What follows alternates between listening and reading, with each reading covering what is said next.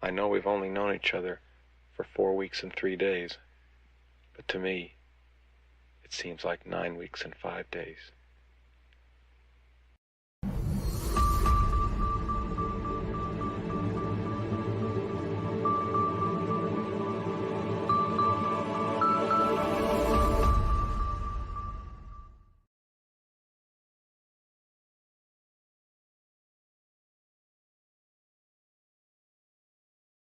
All you passionate plant people and garden enthusiasts. Welcome to the Sunday edition of the Let's Get Growing show here on the Urban Gardener channel. I'm Enoch. I'm your host today, and we've got an awesome, fantastic show for you here today. A little bit later in the show for our Sunday Roundtable this week, we've got joining with us Gary Pilarchik and Cali Kim, Gary from the Rustic Garden, Cali Kim, Home and Garden, joining with us. I'm really excited about this conversation coming up here in just a little bit later on the show. So you definitely want to stay tuned and hang out for these really great guests. I mean, we're talking real OGs of the YouTube gardening community. And when I say OGs, I'm talking about original gardeners. These two are when I first started gardening, well over a dozen plus years ago now, I turned to YouTube to start learning about different things about growing and all of that. And just like many of you out there, and Gary and Callie Kim were among the very first videos that I ever watched learning about gardening. So having them here on the show with us today together as well too is a real treat for me and hopefully for you as well too. So again, stay tuned here for a little bit here in the show. We'll have them coming up here just a little bit here. And yeah, again, I'm just really excited. We get so many really amazing guests here on the show, and we've been so fortunate also to be able to talk with, again, some of my really favorite gardeners from, again, when I first started gardening all those years ago. I have, as I've talked about before, I've kind of grown up with gardening and or not really gardening, but growing plants. As you can see here in our studio, I've got tons and tons of house plants. It's something I've done since I was a very little kid and all of that. But it wasn't until later on in life, like I said, about a dozen or more, maybe 13 years ago, that I started learning about growing food. And I started in a little apartment. I had a little cucumber start that a friend gave me, and I immediately again went to YouTube because again I've taken care of indoor house plants. I knew right away this cucumber wasn't going to do as well inside my house as it would be needed to go outside. So I researched and looked at what could I do. I live in an apartment, and I saw other videos and people, and many of them, including Gary and Kim as well too, for which just I went from the cucumber to all sorts of other things. Once you grow your first thing like that, and it's a success, and you're harvesting those cucumbers like I did and shared them with my daughter, one of her favorite fruits, cucumbers, and it just kind of set a light off, and I was off and going, what else can I grow out here in this balcony? What else can I do? Of course, we want to get into the tomatoes, and we want to get into all sorts of other things. And so again, I really did, I turned to YouTube and learned a lot from a lot of those original gardeners on YouTube. And again, like I said, it's so really kind of cool to be able to be here all these years later doing this show here, the Let's Get Growing show, with all of you there, and to be able to have these great gardeners on our show with us. Again, like I said, we're basically right back here in 2025, and just getting started back up. So all right, if you guys are all here with me, joining me right now, definitely be sure to click that like button, hit the thumbs up there, as well as subscribe if you haven't subscribed already. Hit the bell notification to be notified of all of our upcoming videos and shows, live streams, and all of that. And definitely share with all of your friends and let them know that we're here every Saturday and Sunday at 11 a.m. Pacific time, 2 p.m. Eastern. And again, too, so many great guests, and we're having so much fun doing this show. 2024 was just really amazing for us. So we're jumping right in here in 2025 and getting right back at it here with these just really great guests that we've got here today. Also, big, huge shout out to all of you who are watching us on our replay. Thank you so much for taking your time to check out our show and to see what we've got growing on here on Let's Get Growing. And if you can, definitely jump into our comment section down below. Let me know what you got growing on. I want to hear about what all of you have got growing on for your 2025 growing season. So let me know about all of that in the comments down below. I'd love to hear about it. If you got any questions or comments or any suggestions, I'd love to hear some suggestions too. I know you all watch a lot of gardening content out there as well too. Are there some gardeners you'd like to see on our show as well too? So definitely get into the comments if you have any of those sort of suggestions, or just drop in and leave a comment and say hi. I love to hear from you all. So definitely do that. And if you are joining with us here live on the show right now too, and you do have a question or comment, definitely jump into our chat there as well. I can already see everybody is already starting the conversation up for today.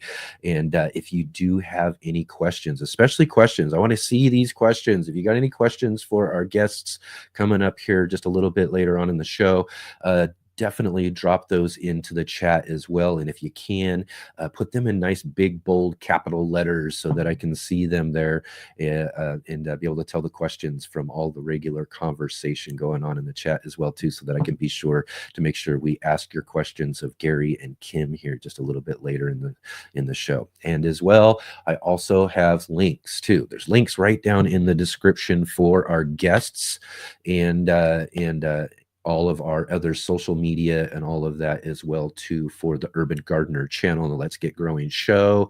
We've got a great Facebook group down there you can go and join. Check out all of those links down below. And as well too, one of the things I love to ask of you too, this is one of the things I really appreciate when you guys do this for us here and the show, but we do have, like I said, links to our guests' channels down below. If you could go when you got some time here after the show, go and click on their channel. If you haven't subscribed yet, subscribe for sure. But if you can, go to one of their videos, go to one of their more recent posts and drop into their comment section and leave them a comment and let them know that you saw them here on the Let's Get Growing show. I really appreciate it when you guys do that. That is so great. And all of our guests love to see that as well too. And definitely do that if you can. So again, make sure after the show, you don't want to miss out on what we've got going on here today. So definitely do that after the show. Yeah, we've had such a fun time here getting started back up. Yesterday on the show, we had joining with us our good friend Bevan Cohen from Small House Farm. And Bevan Cohen also hosts a great podcast called Seeds and Weeds podcast. I've been on the Seeds and Weeds podcast, other great gardeners as well too, similar to our show. He has some really amazing, awesome conversations. Bevan's just such a great gardener character, all of that too. I just love talking with Bevan. We've had him on the show a couple of times before. And also too, we did talk about he also has a new book. We're talking books too. All of our guests this week are authors, and they've had new books coming out too. So we'll talk about that a little bit later on with our guests as well too. But you'll definitely want to go back and check out yesterday's conversation. We talked about all sorts of stuff as well too, what's growing on in the 2025 garden season, as that's kind of, everything that's going on right now too. We're just getting the new year started. So that means we've got a new growing gardening season ahead of us. So a lot of us are really excited. We're perusing our seed catalogs and selecting out different things that we want to get growing for our garden coming up. Lots and lots of choices and things things out there. So that's kind of one of the things we did talk about a little bit too in yesterday's show, is kind of like, how, there's so many things, similar like peppers and tomatoes, and just have tons and tons of varieties. And gardeners like us who are so, so enthusiastic, garden enthusiasts, as we are, we really want to grow almost anything and everything we can, especially when we see some of these really great catalogs and these great pictures of these awesome new varieties we haven't grown in our garden. We want to grow as many as we can, but ultimately we only got so much space, unless you've got, a ton of space and massively huge garden. And even at that point, you're still kind of limited. I mean, there's just, you can't grow everything when it comes down to it. And so there's, we've got to really kind of, cull down all of our different selections to just the ones that we can grow in our gardens in the upcoming season. So we talked about that a little bit with Bevan as well too. We also had on our "Are You Following Me" segment for the Saturday show, we talked with Pearson Wilhite. Pearson's been kind of new at the garden content game the last year. I've been kind of following along with him, and he goes out there and he's planting edible plants around his city and doing certain things. He's got a lot of things growing on himself as well too. Brings a really great vibe to the growing community and is very encouraging. And so I just really enjoyed some of his content. And he's really actually kind of blown up really really nicely in his first year. He's gained over 220,000 followers this last year. So we definitely wanted to have a conversation with him and talk all about that and see what he's been doing and how he's been how everything's been growing on for him as well too. So definitely want to go back and check out that show yesterday, our very first show of 2025. Really great conversations that we had there for our Saturday show. Also, and a look ahead to our show next Saturday. Next Saturday, though, and again, too, this is something that I didn't actually even realize. I knew we've done a bunch of shows already, but I was actually kind of making a master list during our holiday break of all of our shows, and realized that actually our next show, next Saturday, is going to be our 100th Let's Get Growing show. I mean, how amazing is that? I mean, I can't even believe it. I've been doing the YouTube for a while and for, several years now. And really the funnest part of doing all of this has been this last couple of years doing this Let's Get Growing show. And just really amazing that we're already on our 100th show this next Saturday. So for our 100th show, we're going to invite back our very first guest from our very first show, our good friend, Wendy Fan from wendyland.com and Wendy Fan on YouTube. Wendy's just a delight. She brings a lot of enthusiasm and energy to all of her gardening. I just really enjoy her channel for, again, too, many years. She's been around doing this for quite a long time, as well as, like our guest today as well too. And I've been following along with her. Mainly I found her channel because I was really trying to search out, what am I going to do? I've got a really small space. All I really at that time was considering my garden space was this back patio that I have. It's just a cemented patio, and Wendy does a really great job. She has just a really narrow pathway as well that she's been gardening in for years down in Los Angeles, and grows so many things, and she just optimizes her space so well. I was fortunate enough a couple of years ago to go over to her garden in when I was visiting Los Angeles, and was able to see her space. And I'm not even kidding you. You can't even really barely spread your arms across, for her space down her walkway, but you would be completely amazed at what she's able to grow there too. So just awesome to catch up with Wendy again too for our next Saturday show, which will be our 100th show. And then also again too, we are here for the Sunday edition of the show, and we're going to continue on as well too. Next Sunday on the show is our second Sunday of the month, and throughout the year last year and going into this next year, we've got joining with us Scott Wilson, Gardner Scott Wilson from the Gardner Scott channel. He joins with us every second Sunday of the month to answer all of your gardening questions. So keep those gardening questions in mind for next Sunday and come and join with us and Gardner Scott for another great gardening conversation. And we'll get some of those pressing garden questions that you need answered as you're getting ready for your 2025 gardening season. And also, too, the third Sunday of the month, we like to promote this also as well, too, each week, because this was another huge fun thing that we got started in 2024 that we've just really been enjoying is our monthly gardening book club. We've been doing our monthly gardening book club now.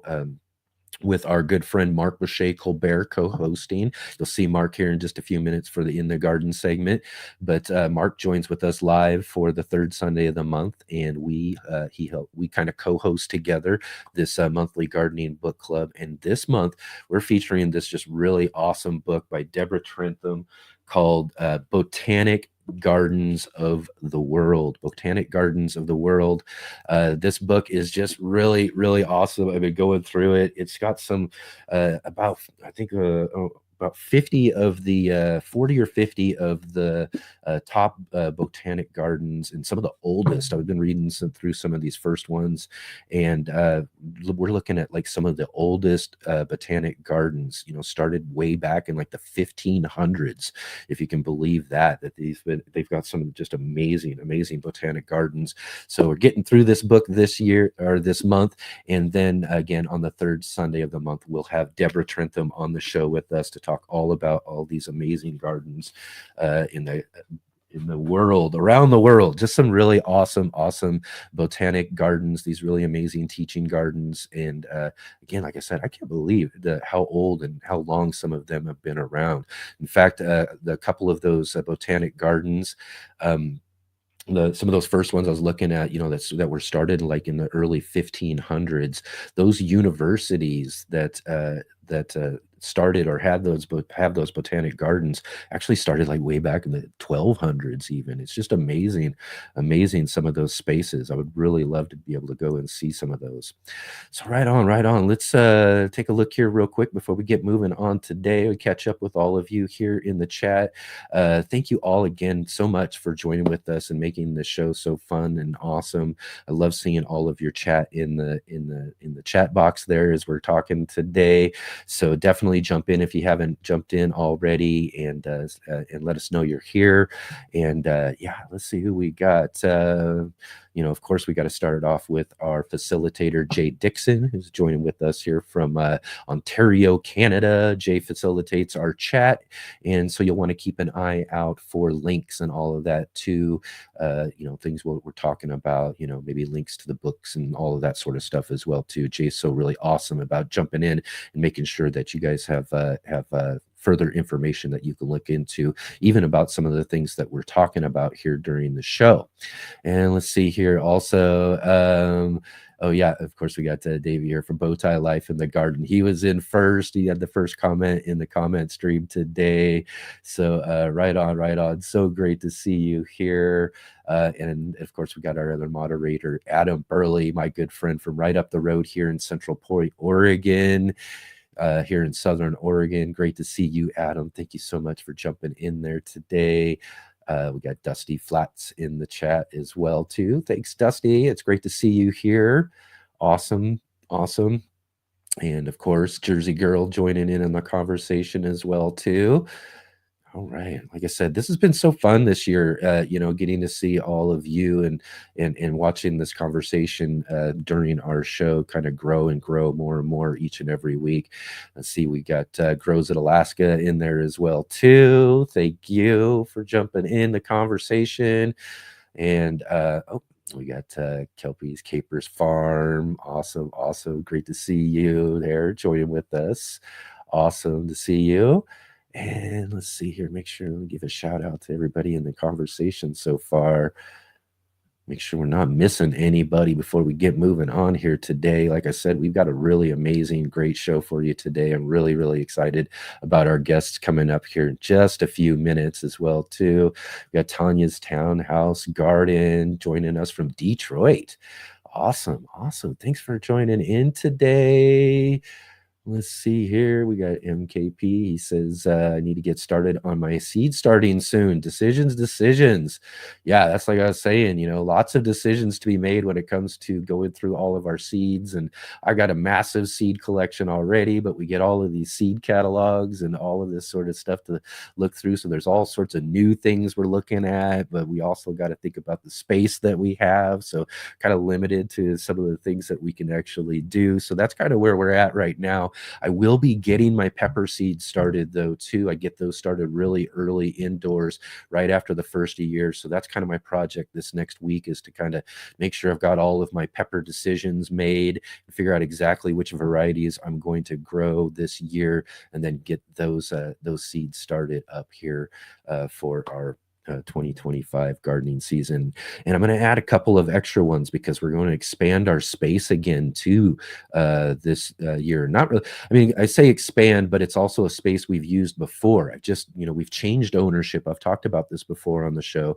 We changed ownership of the place that I live in or live at. And before, I used to grow all of my peppers on this really cool container pepper garden up on our carport rooftop. I've got a cool flat rooftop, and it gets really great full sun. It's one of my only, well, I mean, I've got a couple of other alleyway spaces, but it's one of the only spaces I've got that's got some really good full sun. So previous owners, after years of doing that, they came by and were like, I don't think that's a good idea anymore. So we had to take it down. And then, like I said, we changed ownership, and the new owners are like, yeah, go for it if you want to do it.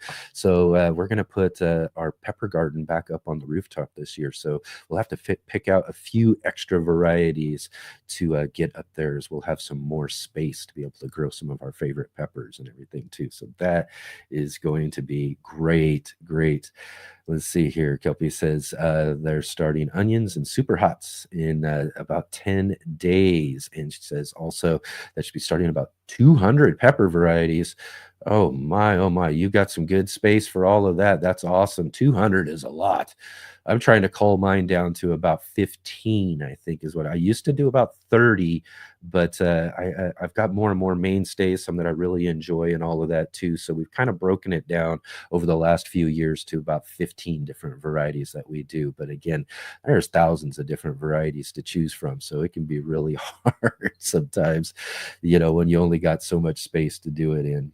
So right on, everybody. Thank you again. I see everybody's having a great time joining in the conversation. Jump in the conversation. Like I said, if you do have any questions or anything for our guests coming up here, we're going to have them on here in just a few minutes, right after our visit with Mark in the garden.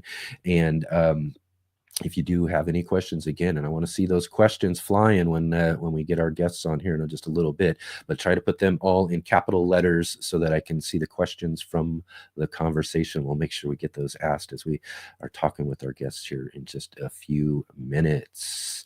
So, all right, everybody, we're going to get moving on here today. We got a nice short little in the garden segment with our friend Mark Colbert, and then we'll be back after the break to visit with our roundtable guests today, Gary Pilarchik from the Rusted Garden and Cali Kim. Awesome.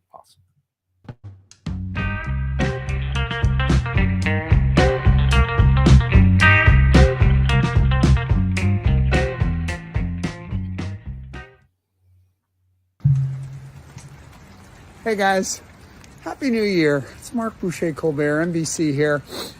Portland, Oregon. Lovely January 2nd day. It's raining steadily. I've been out for a few hours. I'm soaked. It wasn't raining when I started, so I didn't totally gear up appropriately, but now I just keep going. Look at this. Just some dirty soakage, man. It's all going in the wash. But I just did complete a little project that's making me very happy, and I have to share it with you. Partly because I don't get this opportunity very often. I have a completely empty garbage can that's my compost bin system. And first of all, did you see down at the bottom? Hopefully you can see that. There's 6 holes that are drilled down there for drainage. I drilled 6 holes with what are those called, bracing bits or something. They're probably like, it's a wide kind of a flange with a sharp tip that you put in a drill, and it drills a hole of whatever width the bit is. You could use a big drill bit though, you know, just if you had like a half, those are probably 3/4. But if you had a 1/2-inch drill bit, that'd be fine too. Okay, but here's what I want to show you. So down here is, let's see if we can see that. Okay, so there's gravel. I compacted some gravel, and I have 2 cinder blocks. Then I have, see that wire mesh there? Let's see, this is good. Yeah, there it is. So I have galvanized mesh underneath that, so nothing's going to get up and chew up into the holes. I think that's really important, having a layer there. I just emptied another bin that had been sitting there for a while, and nothing had touched the mesh. Nothing had worked its way through, so the compost was secure. Anyway, now I'm just about to start filling this, and I do all my compost in these garbage cans. And then eventually, like this guy, I'm just growing some parsley right out the top. At the end of when the compost is full and after it's seasoned a bit, I'll usually take the lid off and grow a crop right in it. And then I transfer it to my garden after that. So I've grown all kinds of stuff. I've grown tomatoes. I grew some corn here this year. I'm obviously growing those herbs, parsley, overwintered. Sometimes we do some overwintering kale. It's a great system. And the fence there, the neighbor's fence, sort of shades the bins themselves, but as soon as plants are up a little ways, so especially favors the taller plants like tomatoes, like corn, whatever, then they're getting sun. That's the south. So sort of south-facing, but the fence keeps the soil cool. It's not like beaming down on them. So I have a healthy population of worms. I get black soldier fly larvae. There's still some in there. I saw them today. They're very slow moving at this time of year. And they'll eventually, their populations will kind of collapse, and then they'll peak again. They'll start up again in June when the weather's warm. And they go kind of June to December with substantial slowing down in November, December. Anyway, just so, and then of course I have a tight fitting lid on this. And then I can also use these as kind of benches. See, I've got some garlic growing in pots there. I've got another one over there. I can put some boards in between them and then have a flat surface. I did level this one to make sure it was level with the end one since I was redoing the gravel. So anyway, I'll be able to put a few boards and then have a potting bench or a bench for other things, temporary, so that I can quickly take those boards off and then dump compost in there. Anyway, that's my system. I just had a moment. I had to grab this moment. Wet, soggy as it may be, January 2nd, who gives a care? We're out gardening. This is how we do it, no matter the weather. As soon as we turn the corner of the year, man, it's time to get going. I actually never really stop, but I did pause for a week or two there around Christmas, not do anything really garden related. But we're back at it, and there's just so much to do outside. I don't care what the weather is, just got to get out and do it. Anyway, hope you're well. Hope you got some big goals for gardening this year. That may be the only thing that saves us, right? All I'm saying is prepare to spend lots of time in your garden. It may be one of the sanest places you could pass the time. Take care. We'll talk to you soon. Bye.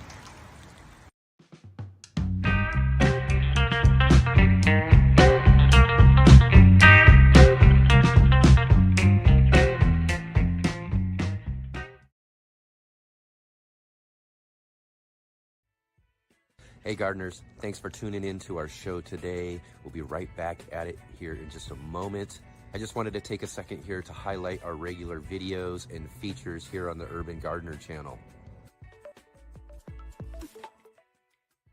Our weekly garden journals,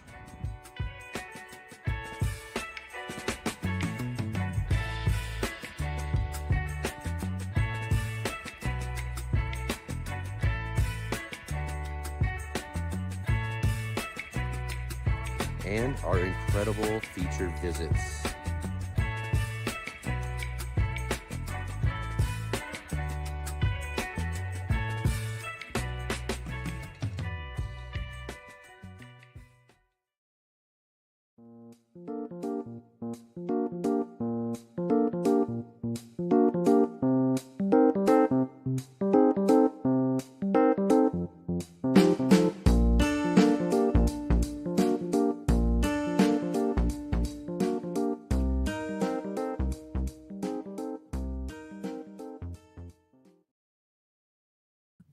All right, all right, all right. So what's new growing on in your garden for 2025? Let me know there in the chat as well. If for you watching on us on the replay, watching us on the replay, jump down in the comments below too as well. I'd love to hear from all of you about what you've got going on and what you got planned for your 2025 gardening season. And real quick here before we get moving on to, I want to say hi to Food Forest Permaculture. Greetings, Earthlings. Hello, the Urban Gardener. Hello, Food Forest. Thanks for joining with us today. We got DLR 978. Happy seed starting. Yeah. It's time to get going, time to get growing. And then also Riverdale Gardens. Thank you all so much. Thank you everybody else for joining with us here today in our live chat. And again, if you can too, if you got any questions, be sure let's get some questions rolling for our guests as we get them here and on in just a moment here. And again, put them in nice big caps there so I can see the questions from the conversation. And then we'll get those asked of our guests as we get moving on here today. We're going to have such a fun day and a fun conversation today for our Sunday Roundtable.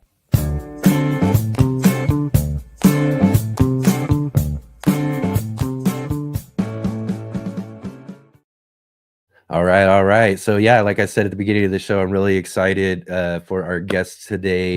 We've got a couple of what I call OGs of YouTube, original gardeners. These are two guests that I've been following for many, many years since I first started gardening and turned to YouTube to find and learn, find some information and learn more about what I was, as I was my passion for gardening started growing. I started growing right along with our guest today. So let's welcome to the show. We've got with us Gary Pilarchik from the Rusted Garden and Cali Kim Home and Garden as well too. Thank you both so much for joining with us here today. It's great to have you here on the show. You're welcome. It's great to be here. Thanks so much for inviting me to join you. Yeah. Oh, I think Gary might be muted there.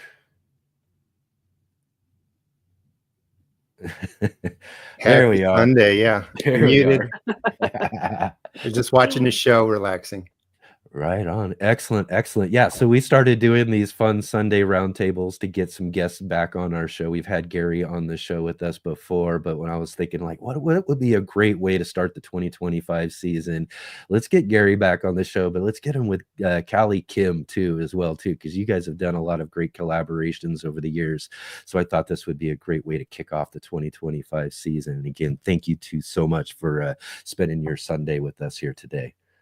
You're welcome. My pleasure. I'm glad we made it because we've been doing a lot of emailing for probably like 6 months trying to just get a time set up. So this is perfect. I know. Sometimes that's just the way it goes, but it did. It worked out perfectly to get us, like I said, to get started here. It's a whole new year, whole new season ahead of us. So, lots and lots of great things growing on. But before we get moving on to this next growing season, let's kind of get a little look back real quick. How did the 2024 growing season go for you all this last year as well? And we'll start with Cali Kim, new to the show. Sure, no problem. Thanks so much for having me here. 2024 was great. The weather here in California, like all over the place, has been changing over the past couple of years. So, we got our usual hot spells there in the summertime. But you know what? I tried a couple different things this year, which I really, really liked. For the first year, I tried growing tomatoes on a string trellis, which was really a lot of fun. It was my first time, and it was really a great experience to like single stem it, really prune all the extras out. And I found that it really, really helped a lot with disease control. So I think that was probably the biggest thing I learned this year, which was probably my greatest success, is trying something new, the new trellising method, and really loved not only the new varieties I tried, but also the fact that my tomato plants were so healthy this year on the trellises. And in fact, because we're in Southern California and have had a really mild winter so far too, I still have several of those tomatoes going and looking really good. I pruned out a lot of the branches that had died off, but they're still going, like surpassing the trellis even at this point, and hoping for some small harvests in between now and time when the weather really heats up, for good for the spring. So all in all, a good season. Taking what I learned and then implementing that into the 2025 growing season, which I'm very excited about. Wow. Yeah. Yeah. So, I mean, all of us gardeners definitely get jealous of you southern gardeners and your ability to grow most of the year. Talking about still harvesting tomatoes. My, oh my, that's It's just, you know, crazy. that's great. But Tomato. we have had such a dry winter. We usually get a lot of rain by now, and we've had almost zero rain. So I have a feeling we might be in for, a drier spring and summer as well. We typically don't get rain for about 6 months, and then it starts raining about November, December. We've gotten almost zero rain so far in the winter time. So that does make for kind of a tough start to spring, because usually we like that soaking in the winter that really, soaks the soil down and helps everything grow and be ready for spring. And we just haven't gotten that this year. So we'll see how it goes. But I'm still actually running my drip irrigation, which I don't usually run this time of the year. So it does make for a high water bill as well, unfortunately. Right. Yeah. Yeah, definitely. So yeah, that's kind of unusual then, right? To be so dry so late. Definitely. Wow. How about for you, Gary? How was growing this last year? This year was a great year. Our weather's, like everybody else, is a little bit crazy, but I was able to grow cool weather crops really to December 15th. The hard ground freezes didn't really come until then. Now I'm harvesting out of the refrigerator. So my ground is frozen solid. We have 8 inches of snow coming tomorrow. But the whole year was a good year. I mean, for the Rusted Garden channel, I did a lot of changes to, just kind of change it up. I've been doing this, I think, 10, 12 years now. The garden, I did the same thing. After 5 years of being where I'm at, I've moved stuff around, kind of did my new 3 to 5 year plan, moved trellises that just didn't, work as well as I wanted to, changed some things up. So I'm really excited for 2025. Seed starting's already begun. The garden's all put to sleep. I love when it snows. I consider that kind of a season here in Maryland, going out and just looking at the snow on the, skeletons, the sunflower seeds that have died. I leave them up on the trellises. I call it kind of the bare bones of the garden, but it's peaceful to kind of walk through at that point. And I still have spinach, Asian cabbage, and dwarf kale going. So those are 3 crops that you can't seed them right now. But even with Maryland, it's really hard freezes, 20 degrees Fahrenheit. They are still growing and going. And that's a big change in our weather over the last 10 years. So if anyone's looking for something to grow in a cold frame or something that really takes freezes, spinach does great. Dwarf curl vats, I believe, blue curled vats, kale, and the Asian cabbages do great. Yeah, yeah, those are some great varieties there too. Definitely spinach. I can't get enough spinach for sure. But I mean, you guys both bring up, kind of this, this subject we talk a lot about nowadays too, when it comes to gardening, is this change in climates. I mean, we're all seeing some sort of change or effect, no matter what our climate is. There's something each of us are dealing with, throughout each new season that kind of change up. I mean, that's one of the things that I guess is fun about gardening, right? Is that our gardens can bring something new each and every year, and definitely the weather has been that factor that we've been having to deal with. And so are there like any other things that you've kind of had to deal with over this last year besides what you had?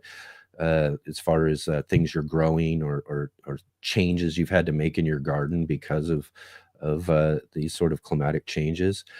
And again, too, I'll remind everybody who's watching is I think that's one of the fun things about watching your guys' collaborations that you do is that, Kim, you're all the way there in Southern California, gardening from the West Coast. And then Gary, you're all the way over on the East Coast gardening as well, too. So you guys have a plethora of knowledge of these, 2 different growing areas.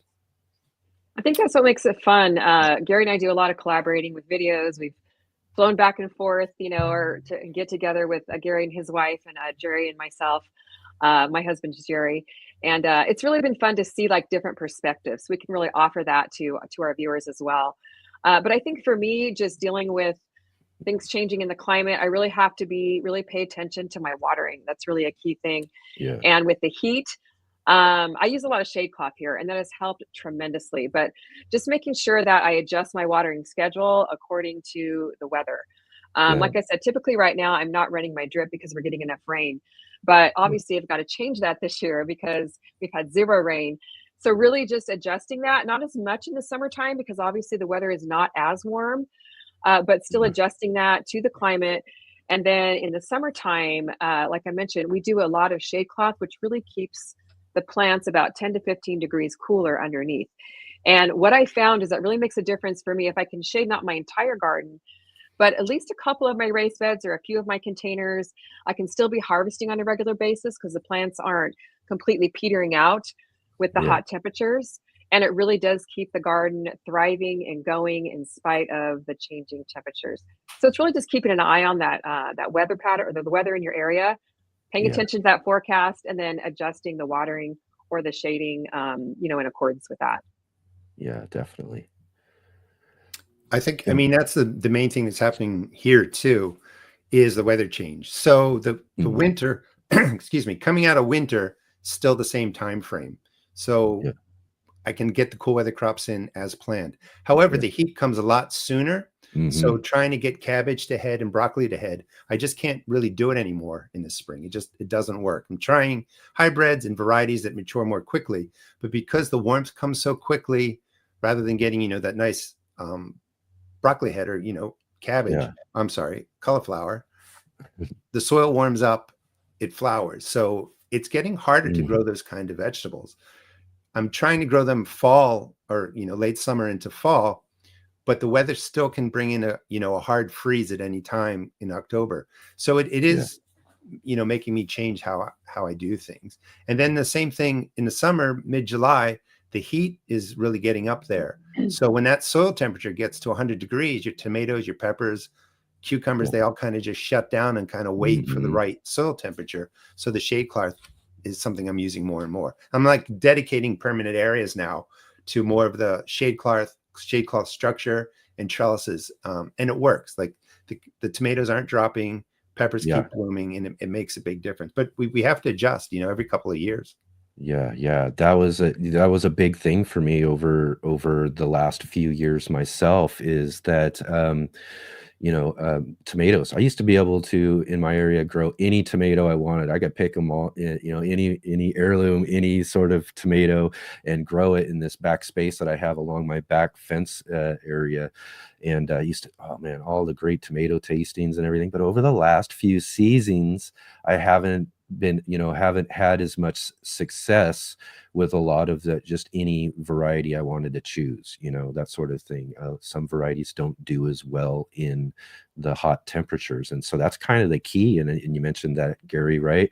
That, that in these situations with our changing climate, one of the tactics that we can take is to start looking at varieties, more specific varieties to the sort of climate the changing climate that we're dealing with. And then with my tomatoes, I've had to look for more heat thriving varieties of tomatoes to get my tomato production back up.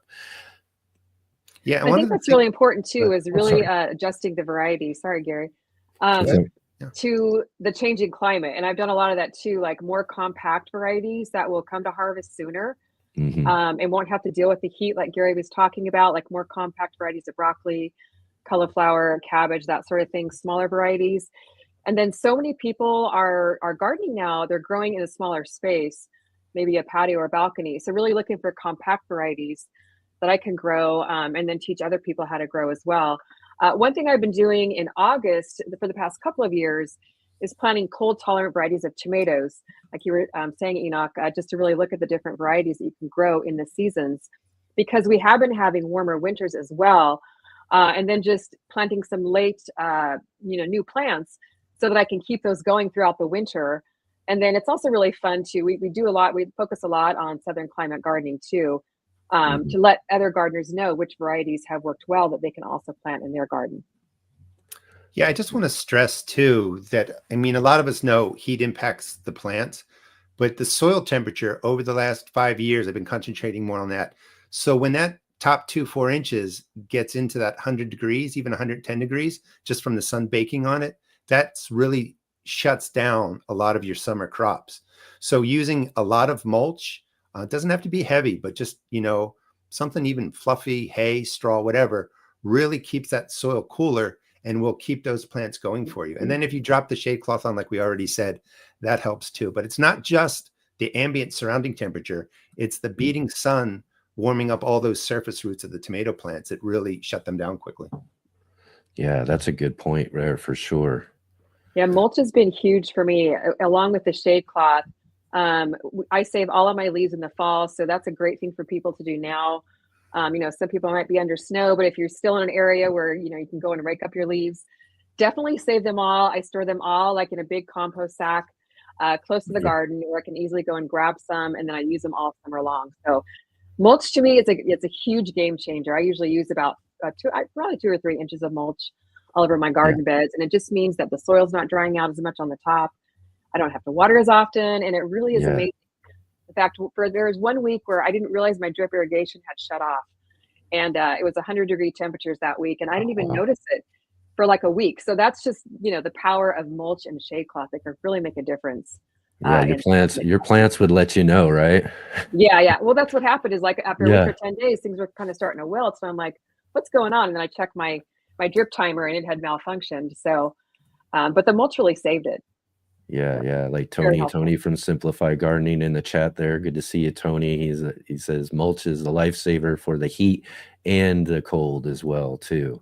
So it's an all season go-to for your garden to really help out with those sort of situations. I joke about I'm that crazy neighbor of yours that you see running down the sidewalks grabbing up your bags of leaves and everything. So I'm packing bags of leaves down the street. You can't ever have too many leaves, right? That's right. I get a lot, from the ones I've got, but usually if I want to have enough to keep me going throughout the season, because again, too, I want to have them, and I want to have plenty of them for the hotter part of the summer as well, too, to mulch out those beds, because again, that really helps out huge. Well, I'm the crazy guy on the road that if he sees nursery pots and stuff blown up to the side of the road, he might just pull over and stop, because he's thinking, you know what, I can use this or repurpose it. So I think we're all with you. I actually did that actually not too long ago. I was driving down one of the highways here locally and actually noticed it. I mean, it is a good sized pot too, just right up on the side of the road, just out in the middle of nowhere practically. And so here I am turning the car around real quick. I got to go grab that thing up. Free is good. Definitely. Free is always good, right? That's the best thing when it comes to gardening, right? It's finding some of those cool things that we can use that don't cost us very much, especially if they are just on the side of the road. Definitely. I mean, with prices going up everywhere, however we can make our own, DIY it, or just reuse materials. I save all my soil and then just add extra amendments to it. And that's one thing I always share on our channel is never throw away your soil. It's most people's biggest investment when they first start gardening. So it's really important to make the best of it, and there's no reason that you have to throw it away just because you've already grown in it. So, of course, get your compost pile going, then you can add extra compost to top off your containers in your raised beds come, next planting time. So a great way to cut back on, what you're spending at the garden center and keep your money in your pocket for other things. Exactly. That's huge for me as well too. You only can, I've only got so much, that we can put towards bringing in new soil. So, I'm always recycling that old soil. I got a big old pile of soil that, everything from the previous year that I'm changing over goes into, and then we just add our compost into it, mix it back up, and then and then we've got a really good usable soil. So that I think that's a really good piece of advice. Don't be tossing out your soil. Yeah, no, we actually get that question a lot, and I always tell people, don't throw it away. I mean, keep it in a big trash can on the side of your house, pile it up on a tarp or something if you need to empty out your containers, but definitely don't throw it away. It's your best resource. And, some people spend years building their soil, if you've got an in-ground garden especially, and you sure don't want to be tossing that resource. Yeah, definitely. I was just reading the comments, and somebody said they watched The Rusted Garden, but the guy on the right does not look like the rusted gardener. So I saw that too. This year, I've decided to grow a beard. I've never had one. So it's still not growing as well as I want, but it's 3 months in. So I may look a little bit different, but Yeah, I'm with you. I tried a little bit of something. I was actually just talking with my daughter about that earlier. I was like, I don't know if I like it or not, but I'm gonna give it a shot for I'm gonna 25. let it grow, yeah, and see what happens. Right? Gotta change things up a little bit, right? When it comes down to it. So, all right, real quick, I want to kind of take again too, before we move forward here, I want to kind of take a jump back a little bit too. You kind of mentioned just a little bit there about how long you've been around. I was just kind of touching on that here earlier on the show. Is that when I got started, I would say at least a dozen years or so ago started, but maybe 10 to 12 years or so, like you're saying. I was just watching YouTube videos like crazy so I could learn more and more about this new passion I was just falling into, gardening and growing my own food more so. I've been growing plants, probably house plants and all of that most of my life. My mother taught me a lot about that. But it wasn't until later in life that I got this cucumber from a friend who saw, and he knew I had plants. He knew I liked plants, so he brought me a cucumber, and I was like, "What am I going to do with a cucumber? I grow house plants." So I immediately started, going to YouTube to find, to find information about what to do and growing this cucumber on a balcony of all places, and and it was, and then from there, all sorts of other things, and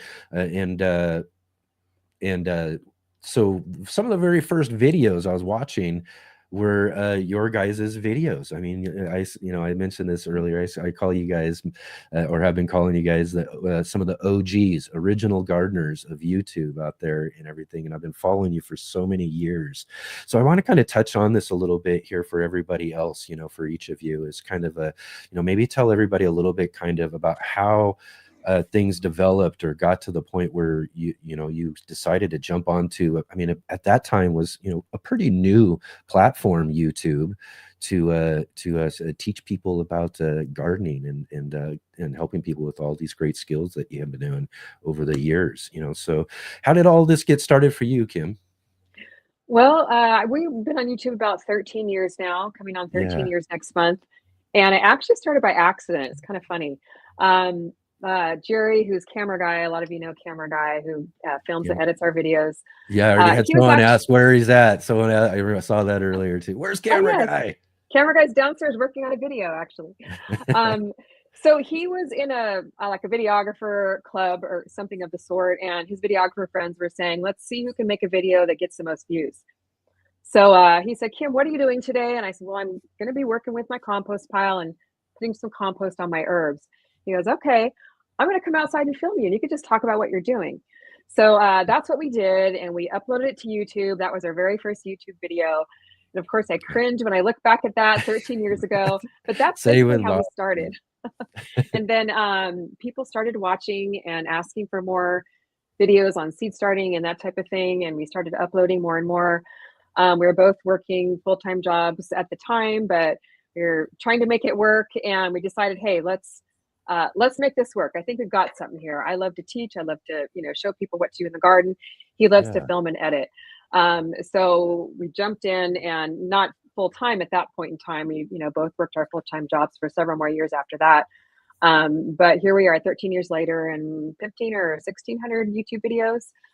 We're both doing it full time now, and really, really enjoy teaching people how to grow their garden. So, of course, a lot of hard work in between there goes into getting a YouTube channel up and running and growing it to where we are today. But really, our passion is to bring a community together of gardeners and teach them how to grow their vegetables in a quick, simple, inexpensive way that is really doable for anyone to be able to grow their own food. So that's what we do, and that's basically how we got started. And then met Gary along the way. So let Gary jump in and share about his channel now. Yeah, I'm just looking. I see my channel maybe started 14 years ago. So I got started, I always feel like it was 2012, somewhere around there. Maybe it was 2010. But it was more just like, first of all, I had the passion for gardening since like second or third grade. My grandfather would always come over, plant tomatoes, and I caught the bug then and, picked it back up when I got married, had space and all that kind of stuff. But I decided, you know what? I'll just make a YouTube video. And I still cringe. I keep them up just to keep me humble and let me know where I come from. Right. second video, I say something like, I've been away on vacation. Now it's time to tend the garden. And it wasn't me. So the first 2 years was like, what do I want my channel to be? Usually my face isn't on there, just kind of point of view, trying to get right to the facts for people, and it's changed a little bit over time. But it was really just to share my passion. Like, I just enjoy watching stuff grow, being out in the earth and kind of sculpting the land is what I like to call it. And, for 2, 3, 4 years, it had a little bit of traction. And I remember being like, look, I made 3 cents today. And then I made, $17 for the month. And it was more like, could I make $100 or $200 a month just to pay for my garden habit and, fund it that way? And I just kind of stuck with it. And then it kind of got bigger and bigger and bigger. I was a full-time mental health therapist at Johns Hopkins, retired at the beginning of COVID to do the YouTube channel full-time. So I've been doing that full-time for the last 4 years, and was lucky enough to move too. My kids moved out and we upsized. So I came to this property 5 years ago and just started right from the beginning, showing people how to build a garden from start. And I just restart every year now. January seed starting, herbs, flowers, cool weather crops, warm weather crops, and then I'll be out in the garden in March. Yeah. I still remember basically my first videos that I watched of yours. Kim was, I was trying to figure out because all I had was this apartment, and then again too, I moved into what was not very much bigger space when I moved here to Southern Oregon. So one of my my objectives was to kind of find out, what can I grow more? Is there something how can I grow and have more food for myself, that I can do indoors even? And I remember, Kim, I watched your sprout video years and years ago. That was my first video watched, and I still do my sprouts every year Great. but that's how I learned how to do that, was watching that video from you. And then and as well too, something I still use today, I learned from Gary, was how to put together a PVC, using PVC pipes to create a light station. And so I went out and got a bunch of PVC, and I kind of built it up and made something a little bit bigger and more my own and all of that too. But I got the idea of being able to use the PVC and everything as well too. So still things I still do today that I learned from YouTube all the way back when, like I said, 12 years ago, 14 years ago, as well, for you guys to putting out all these videos. And I was looking to, is like, and Kim, you mentioned you had about almost 1600 videos, and combined you guys have almost about 4,000 videos together, teaching people just all aspects of gardening and growing. I mean, just a plethora of knowledge in each of your guys' channels there too.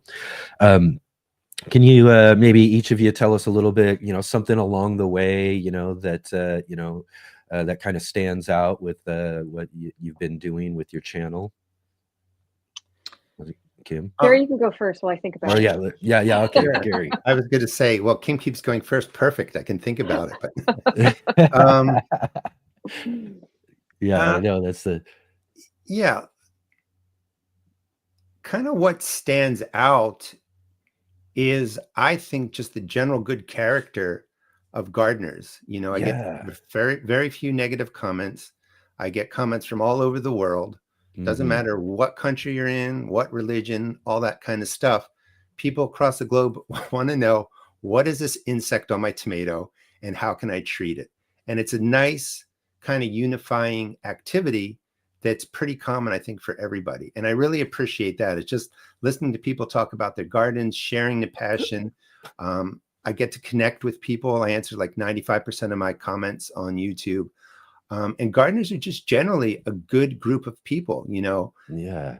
And it's just nice to not watch the news and hear negativity, or you do watch the news and hear negativity, and you come to the garden for peace of mind. But then you also find like-minded people and just share a true passion. And I think that's what makes it most fun for me. And that's why I can keep doing it. I mean, every year is like, just starting over and seeing what's going to happen. Yeah, I can't agree more with that. When it comes down to it, on that kind of line of, just dealing with difficulties in life and that sort of stuff. I think we even kind of touched a lot about that on when you were on the show with us last time, because your background in mental health and everything too. That was a huge thing for me that I didn't realize I was going to be getting from my gardening experience and everything too. When it comes down to it, I had a lot of things going on in my life, some very difficult things, loss of a very close person in my life, and just a bunch of things that were just really kind of weighing down on me. And then it was just amazing the kind of relief and how much better I'd feel coming in from my experience in the day with the garden and all of that too. And then so having that, and then kind of connecting again too with this overall gardening community that's out there through, again, through watching your guys' videos was the first start. Let's get out there. And then you start seeing all these other people who are doing things, and then finding smaller channels out there that are out there doing great things as well too. And so you just kind of start connecting with this overall gardening community that's just really amazing. So another thing that really helps with some of our mental health issues as well too is community, and having people, like-minded people as well too, that we can share with and share this these passions that we have with as well too. We kind of touched on that a little bit yesterday as well. You go into hanging out with your friends or family, gatherings and stuff like that, and there's always so much plant talk you can kind of get away with in some of those settings and everything. But when you get into the gardening community overall, and be able to share it with other people, it's just kind of really amazing the effect that has on us as people. Yeah, I just want to add, the community piece is really important. And one of the things I've been thinking of, and maybe doing more this year, now that I've kind of made some changes and have my 3-year, 5-year plan in place, is working more with neighborhoods that might not really have that sense of community, and getting them to build gardens, not just like a community garden, but maybe one person just grows tomatoes and one person just has compost, or maybe somebody has the land but doesn't want a garden, but helping the neighborhoods kind of come together and grow food together. And then, it gives that place for people to gather and just share time together and build memories and relationships. And I think that's really important.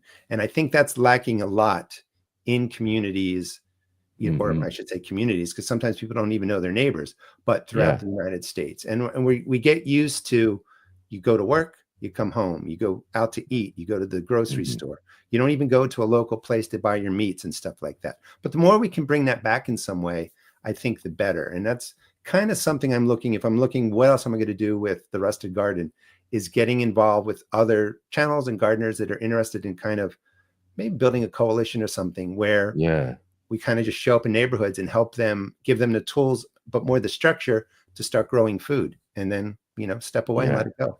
Well, I'm in, Gary. I'm in right. for sure. That just sounds great. I love that idea. Again, it's one of those things about, the whole gardening experience for me ultimately was finding this community, and what I get from it is just huge, when it comes down to it. And I think a lot more people could use that. I like the whole idea too of kind of expanding the community garden idea, not just a place where we all go gather to garden, but maybe we can utilize each of our spaces to kind of do something to kind of expand space, also give us a chance, in a way to go visit this person for a little while over here, and then go visit this person, and bring them to our home turf as well too, to kind of welcome people in more. So it's, I think, just an exceptional idea. We definitely got to work on doing more with that. How about for you, Kim? Well, I totally have to echo what you both have said, because community has always been a super important part of our channel. And even during COVID, we live stream every week, but we included an extra live stream a couple times a month. We call them Friday Fireside Chats. And we found that really helped people kind of center and connect, get through the week. It was a very difficult time for everybody. And the connections we found are just so, so important, whether it's, we answer all of our comments as well. The community tab on YouTube is great for really staying connected with our community and building relationships and friendships, not just from us to our viewers, but our viewers to our viewers, which the live streams, as you probably know, Enoch, since you do them so regularly, people are connecting in the chat, asking, how's your grandma doing? She was sick last week. So it's not just about gardening, but it builds deeper connections to our lives, to each other. And I think that's, like Gary mentioned, the wonderful thing about the gardening community and being online is we can connect with people all over the world as well as our local community. We've always Yeah. encouraged people from the start when we first started our channel to develop that in the comments, but also kind of back to the gardening. I always focus on encouraging people to branch out and experiment. I'm not the only one that's the expert. There's lots of other experts, but try something new if you're a beginner, especially. It's Yeah. okay if you make mistakes. There's not just one way to garden. So I always try and communicate that to people. There's lots of different ways, lots of different vegetables you can grow. As long as you know the basic principles, you can Yeah. take that and run with it. And if you make a mistake, it's okay. You just kind of adjust for the next growing season, and really Yeah. empowering people to just dig in and get started. Because when I first started gardening, I've gardened since I was a kid with my parents, but I had a big gap in there until I started up again as an adult. I really didn't know what I was doing. And the best way to learn is just dig in, get started, learn from experience, one little step at a time. And before you know it, you're addicted to it. You're out there just Yeah. enjoying the break from the busy day or the hecticness or stress from your life. And you feel uplifted and encouraged. You watch a few videos, learn how, and then dig in and do it yourself and really be part of a garden community wherever that is for you. Yeah, yeah, definitely. And like you're saying, just kind of jump in, just get going when it comes down to it.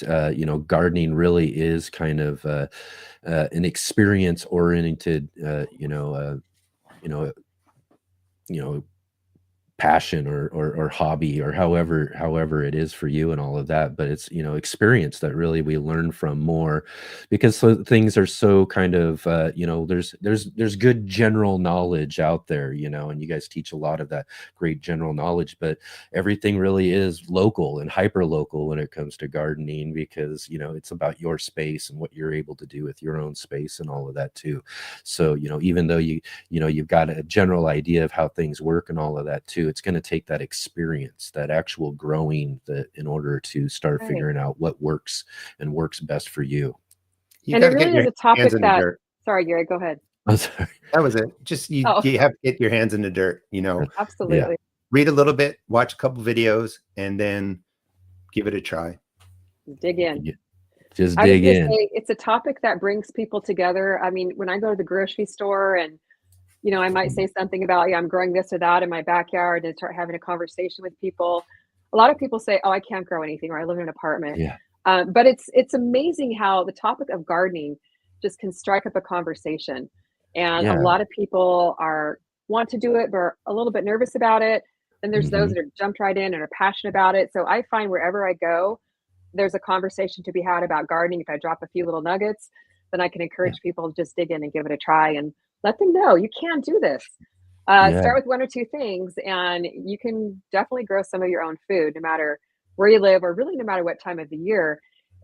We encourage people to do indoor gardening too. I have a whole indoor gardening set up downstairs where I can go and harvest lettuce or microgreens or whatever for Yeah. whatever I'm eating at the moment. So you can grow wherever you're at, no matter what time of the year it is. And whatever space you have and all of that too. And Exactly. again, I completely agree with that. It's also one of the things for you, if with even just little bit of experience in gardening, it's fun to be able to share. I mean, that's one of the great things about you guys, and you early on finding YouTube and getting out there and just sharing your gardening experience, and all of that encourages other people, and it's really kind of fun. Like, I've got a few friends I've helped out with, giving them a couple of seeds, or I've given them some of our wicking earth buckets that we have, if they don't got quite the space they need, and I'm like, just grow this or grow that. And then it's kind of fun to watch them kind of succeed or grow a couple of things when they didn't think they could. They thought, you hear a lot of people talk, I've got a brown thumb versus a green thumb. I'm like, no, I think everybody really has a green thumb. They just haven't found it yet, Exactly. And so it's kind of fun to watch them, grow through maybe their first season with something simple. And then that experience then for them, kind of is empowering. And you see them, okay, what can I grow next? And I've got a couple of friends, and one of them, we've got a whole full front yard garden I help them with, and all that sort of stuff. And it's just really kind of fun to see that sort of experience expand when you're sharing with other people, that experience and how it works for them. And I think what keeps it fresh too, there's always new people coming on to grow. And, you know, and I saw in the chat, somebody's teaching their grandkids, which I think is wonderful, because a lot of kids don't even know where their food comes from. You ask them, where's a radish come from? And you might, you know, not joking around, you might hear grocery store. Or if you say, do radishes grow in a tree or do they grow in the ground? And the kids don't know, but giving them that experience early on, like that happened for me in 2nd and 3rd grade, stuck with me so that I was confident to go and grow, you know, in my 20s when I got married and stuff like that. And it's just all of us here, and then, you know, all the garden channels and people in the chat, giving people exposure to what you grow catches on to the point, like you're saying, you're out there, you know, helping, I think you said grow food in their front yard, but you're helping teach people, you know, how to set up gardens. And I think that's a wonderful thing. And people really like it. I find very few people that get angry because they tried gardening. Right. They always tend to go with, now I've expanded so big, I'm growing too much. That's right. You know, I'm sure it exists, but I haven't seen it really. Yeah, really, you know, the most I think you'll find is just, you know, helping people work through maybe a couple of those early frustrations with, you know, not having success, you know, with some things and all of that. And again, too, that just comes down to, you know, keep on trying, keep on growing, you know, it might not have worked for you this last season, but you know what, you've learned something, and it'll, you know, you might have a better chance at some success this next time. Or again, you know, taking things down and simplifying it to help people move along and that sort of stuff. But I don't, like you said, you don't see people upset about really when it comes down to it, or mad about gardening when it comes down to it. In fact, it might help them be less mad if they're struggling with stress or anxiety. I mean, I know for me, just getting out in the sun is such a mood booster. You know, maybe I'm sitting at my computer for a while and I've just got to go out and get some vitamin D, even if just for 10 minutes at a time. Just to do a couple things in the garden, pop outside, and then go back inside. It's just such a nice little break from the usual humdrum, and really rewarding to see something that you plant growing. I mean, a lot of gardeners, you know, myself included, will go out and check on their plants, you know, several times a day just to see how it's coming along. And then when you finally get to pick something and bring it inside, even if it's just a small harvest, it's just so rewarding. And of course, it tastes delicious, and you really I feel a sense of satisfaction just knowing that I grew it, and I can now put it on my dinner plate and we can eat it as a family. So it's really a neat feeling. Yeah, it really truly is that part of the experience. And really, when it comes down to it, we're, as human beings, we're really meant, you know, as my guest yesterday mentioned too, is we are a part of nature ourselves. We're you know, we're supposed to be connected with nature in some sort of way.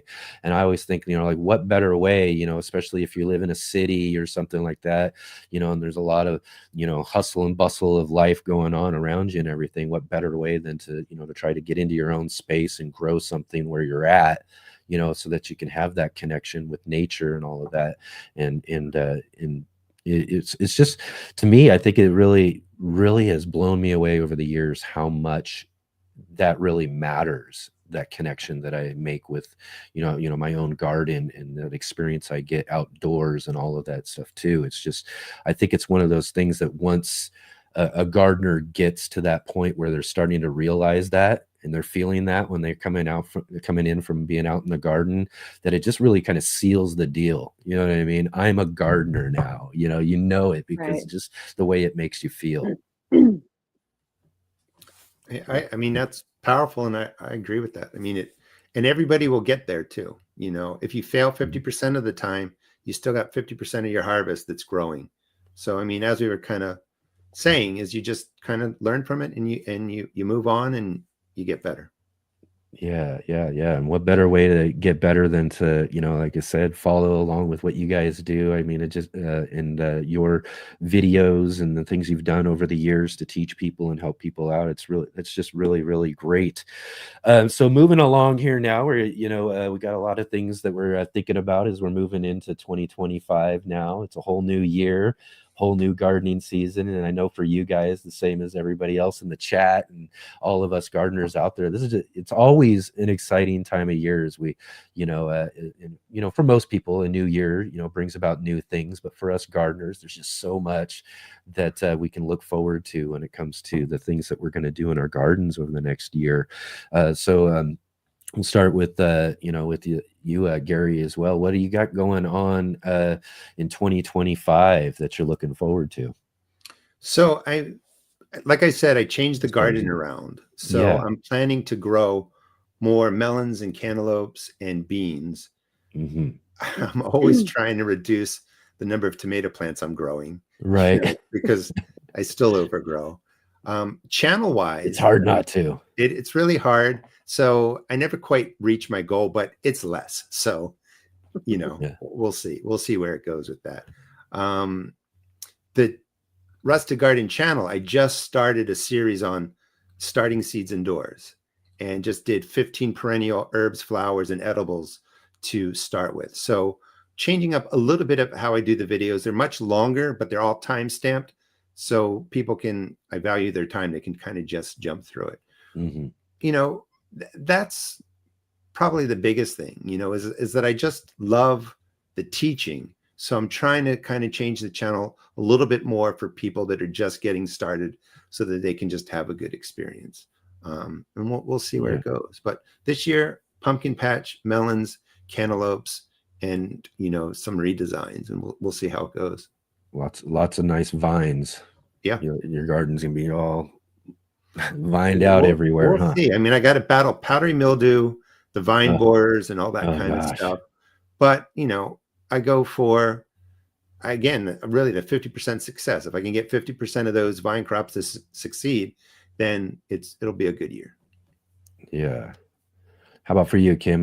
What's looking forward in 2025 look like? Well, for you? It's amazing how January 1 hits and everyone is excited about gardening. I mean, it's crazy. You can almost mark the calendar from it. You get through Christmas, you get through New Year's, and then January 1, everyone is like, whoa, let's go here, even if you're still like under snow. So we're really excited to jump into 2025. As far as the garden goes, I used to try and grow everything possible, fill every single little space. And what I found over the years is I just can't keep up with that. It's me out in the garden, Jerry comes out and helps me, with things, the bigger projects and things like that. But I'm the one that's out there planting, harvesting, tending to the garden. So I really am focusing on making it time manageable for myself, because over the years, not only for me, but for a lot of our viewers are saying, I just don't have time. Life for some reason is getting busier, even though we have all this technology to help keep it simple, but it just doesn't always work. Isn't that amazing how that works? It's crazy. Yeah. So that's one thing I've really been focusing on is time management. My new book just came out, The 10-Minute Gardener, and it's full of time-saving tips so that you can have a garden and a life. So really incorporating those habits. Yeah. For example, like tie up Tuesdays and Thursdays, to help you remember to tie up your vining plants, and just set a timer for 10 minutes, go out there and do it while you're walking to the trash can, or, whatever you're doing outside. So just really putting things on autopilot, preparing like a seed starting station so you can quick jump in and start your seeds in 10 or 15 minutes at a time. So that's one thing I'm really focusing on is not only teaching that, but also, really getting those habits down in my own life so that I can maintain my garden and still, run a business. And we've got our seed shop and promote my book and all the things, as you well know, go into running your business. So just making it manageable and not feeling the pressure to get it all done at once or grow everything. We pretty much are growing like what we eat. I don't can and preserve a lot. So just having something to harvest every day, doesn't have to be a huge harvest, something to eat from the garden with every meal. It doesn't have to be your whole entire meal, but maybe it's some herbs, a few tomatoes, a few peppers that you can incorporate into your recipes and your meals to really make gardening doable for people. So we just kicked off our Grow Your Garden with Cali Kim series, where we're same thing, similar to what Gary's doing. Really, if you're brand new beginning gardener, you're going to have the tools you need, from making your own seed starting mix. We're going to be doing grow light setup this coming week, and then jumping into seed starting and really nurturing your seedlings indoors, all the way to getting out in the garden, helping people know how to harvest their vegetables, how to use them, just really the nitty gritty basics of getting out and starting your own vegetable garden. Just keeping it simple and time efficient. Yeah, yeah, I like the whole idea. Time management's a huge goal of mine this year, and so I got to work on some things. So definitely, I'd be looking at some of those ideas that you have, and you just mentioned too.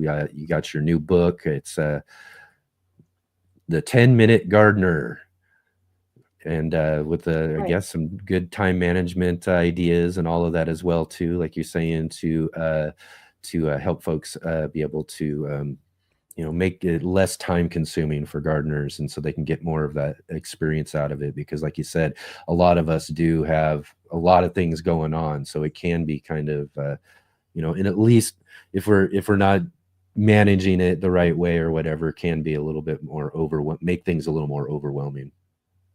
So yeah, it can be overwhelming for a lot of people, and I've been there too. And that's one of the reasons why I Hmm. wrote this book, because I want to communicate to people that anyone can grow a garden. It doesn't have to be a huge garden. Make it fit the space you have and the time you have, but really to take the stress out of it and the overwhelm out of it, and just to really help people say, I can be a gardener. I am a gardener, and here's how I can fit it into my busy life and still spend time with my family and my friends and have a life besides being out in the garden 24/7.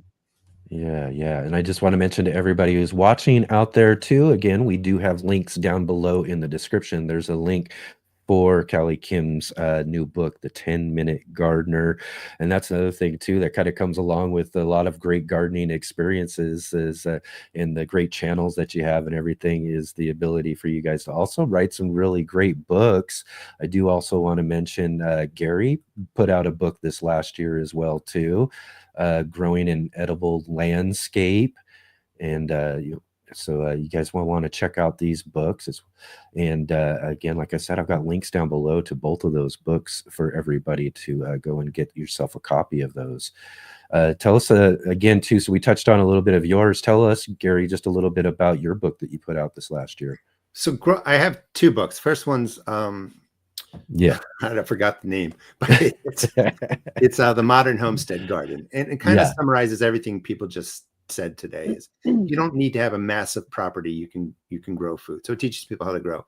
The second book is really kind of taking that base knowledge and looking at your whole property in a different way, that it becomes an edible landscape, bringing in fruit trees and canes and bushes.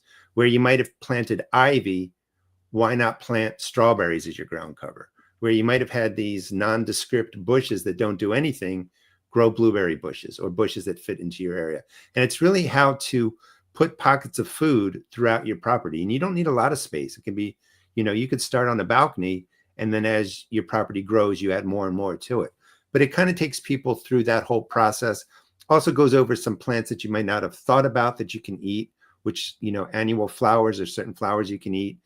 Substitutes for spinach and different, plants along that line. But it does go over, standard gardening and how to start stuff indoors and how to grow the standards, but also takes you to the next step of, how to replace these bushes and non-edible plants with stuff you can eat. And also, you need lawn. I'm not saying nobody should have lawn, but how much do you really need? And what can you do with it otherwise?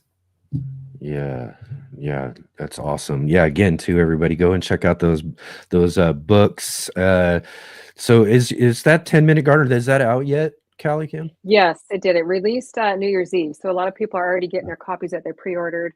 And then, of course, we offer signed copies on our website. So if you'd like a signed copy, you can visit our website for that. Yeah, I do believe that's the link that we do have below, right down in the description for everybody there too. So yeah, definitely go get one of those copies and get a signed copy too. That'd be great. Awesome. So let's see here. I just had a question. I touched on this yesterday, and we'll see what you guys think here too. Serena was asking, some of my garlic bulbs are exposed to the elements. Should I mulch them? If the bulbs are exposed. Yeah. I'm sure she probably means the green, maybe. Yeah. Though, right? So if the bulbs are exposed, you do probably want to add some soil and mulch. Depends on how cold it gets. But if you've got the green growing, don't worry about it. It's what it's supposed to do. During the cool season in the winter, you want the roots to set up. That means your plant's alive. Everything is going well. That greenery is going to get beat up and whatever. But as soon as the right temperatures come in the spring, you're going to get all new shoots and your garlic's going to be fine. If for some reason the clove worked its way up, I would just put some more soil over it so that it is covered. But don't worry about the green growth. Yeah, exactly.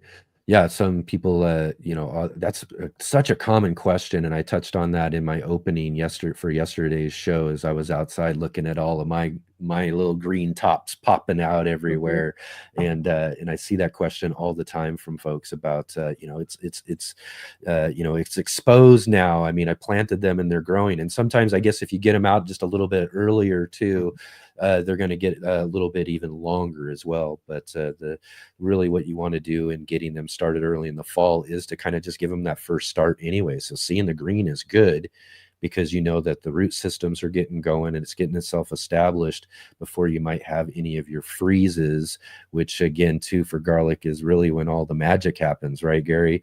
Where that's when that during those freezes and that dormancy that those cloves start to split and to turn into all the multiple cloves that form the bulb later on. So it's good to see that happening and all of that. And like you said, if it gets beat up or you lose some of the green or whatever, it will grow back, similar to any of the other like alliums and things like that. They'll just keep regrowing green when it's time, For right? sure, yeah. One thing we do here for garlic, because we don't get freezes. We used to have a few freezes a year, but we haven't had a freeze for probably 3 or 4 years. Is I grow it in containers for the most part, and just heavily mulch it because otherwise it gets too hot. Heavily mulch it and then move it into the shade. On our hot days, because we've had a few days this past month where it was around 85 degrees.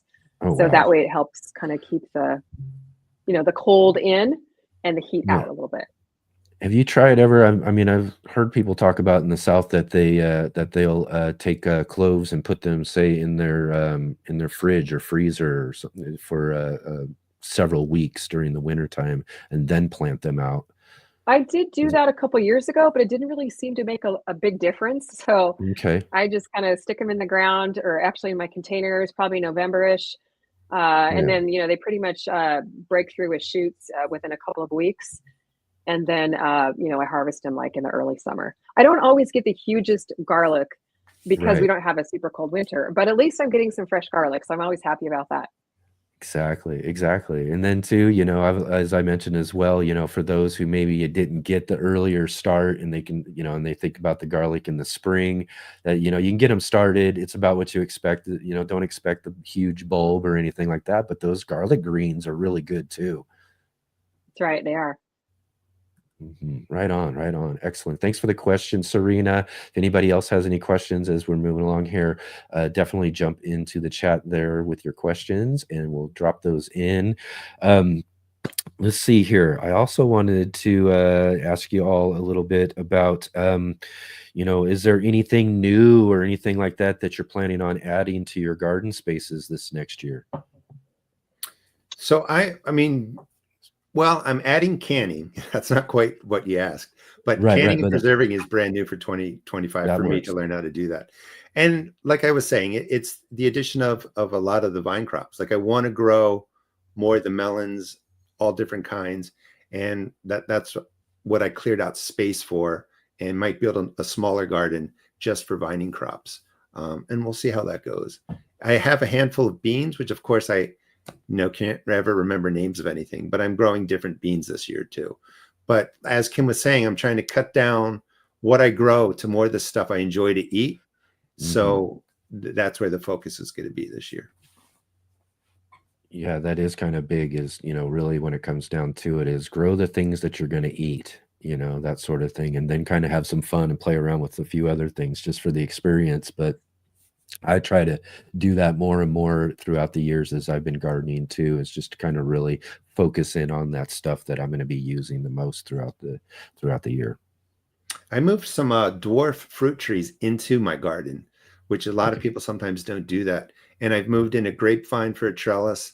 So I am mixing in some more of the fruit crops into the actual main garden too. And I will grow cucumbers up that dwarf apple tree. It's a nice kind of, interesting kind of sculpture.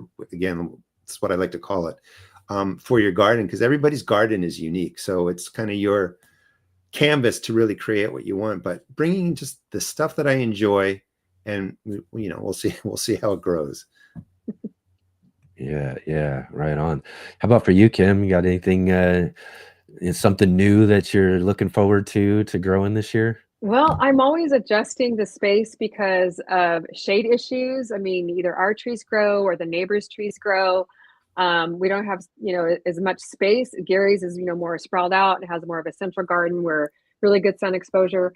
So I Yeah. am always having to adjust from year to year. We're trimming the trees to make them not shade a certain garden bed or taking trees out. So it's always a little bit of a juggling act to see where we land. But I think we just refurbished our deck, and it's got a really nice sunny area that's great for growing right now. We're seeing a lot of good growth even in the winter time. So I'm really going to be focusing on that and just kind of moving things around. I kind of get bored with the trellises in the same place and the same trellises. So trying to investigate, and I'm doing some research now on some really fun new DIY trellises that we can make inexpensively, and really, making trellises go from garden bed to really maximize the sun exposure. So, still kind of in the planning stages, but looking forward to kind of shifting things around. I think we're going to take out an older deck that's dilapidated and falling apart and make that more of an in-ground garden area. So that'll be a new thing for us. But then always adjusting with the, shade is always a big issue in my garden as well. It's kind of a challenge sometimes too, but then experimenting with different varieties that work in a less, sunny, sun exposed area.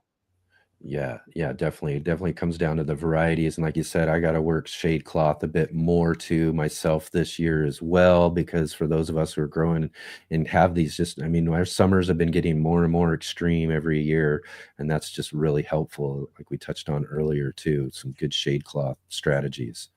Right.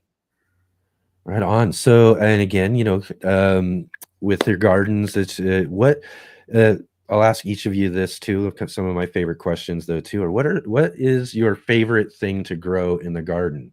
I know there's a ton of awesome things. I mean, I can't really think of any, too many things that I don't really like to grow, which is my other question. But what are your favorite things to grow? And if there is, what are those least favorite things to grow for you as well too? And I mean, for me, there you go, Gary. Yeah. I like growing everything, and I like watching stuff grow more so than necessarily harvesting and eating it, though I love that part too. Yeah. It's always been two things. It's been tomatoes and cucumbers. That's what my grandfather taught me how to grow when I was in second grade. Look forward to every year grabbing cucumbers, tomatoes, some onions, and making a cucumber tomato salad. So that is what I always look forward to. So if I only could grow, three things, it'd be tomatoes, cucumbers, and peppers. The onions I would buy at the store, but those would be the three main things. As for difficulty, rhubarb was really hard to grow, so I figured out it didn't want to be in full sun. So it's usually new crops that I'm trying takes me 2 or 3 years to figure out what conditions they like the most. So, and we'll see. And probably this year I might struggle a little bit with the melons and the timing, but we'll see how it goes. The stuff that I don't really like to grow, I don't grow anymore. So, that's they're just kind of gone, Yeah. I again too, same for me, and I think most gardeners, as I was saying, that we like growing most things out there, and I think just some of the things that become the least favor are those ones that we kind of struggle with year in, year out. And things like some brassicas for me can be kind of challenging. Still, I've had some successes here and there, but for the most part it still seems to be one of those ones that I kind of struggle with a little bit. And so if there was anything that I would consider my least favorite, it's going to be those for sure.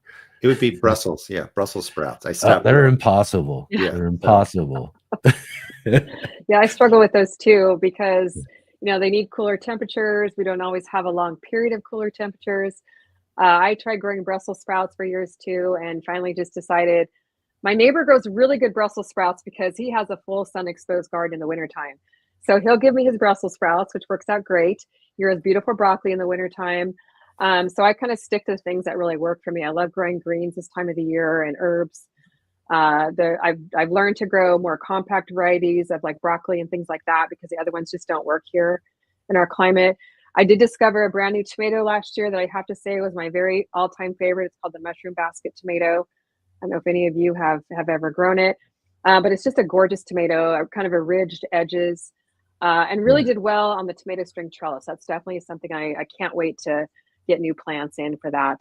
But I do tend to keep things simple for our meals. So the tomatoes, cucumbers, peppers, it can go in just about everything. We grill a lot. So I grow, we grill, tomatoes, cucumbers, and eggplant, things like that. Anything I can grow on the grill. Of course, squash is always a favorite because you can grow so many different varieties, and it grows really well here.